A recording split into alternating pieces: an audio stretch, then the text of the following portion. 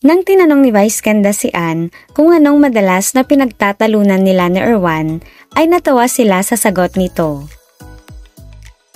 Tuwing uuwi raw si Erwan at magtatanggal ng medyas, ay laging iniiwan sa sahig kahit napakalapit na ng laundry basket.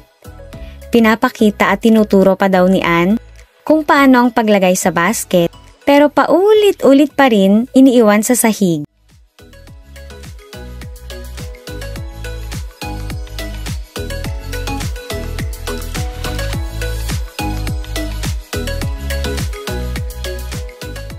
Very normal, sabi pa ng iba.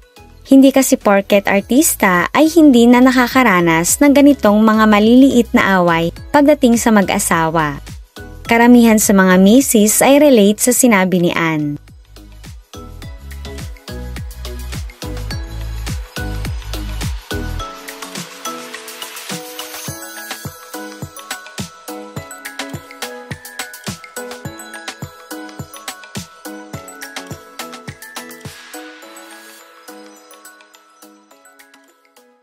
Inulan nga ng intriga ang relasyon ng mag-asawang Curtis Yusuf, pero pinatunayan nilang mali ang mga marites dahil stronger together pa rin sila.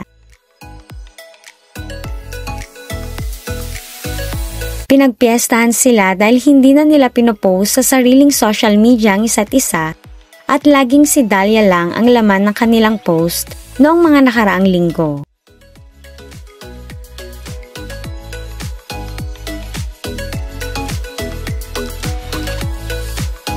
Nag-post naman si Erwan upang matuldukan na ang kumakalat na issue.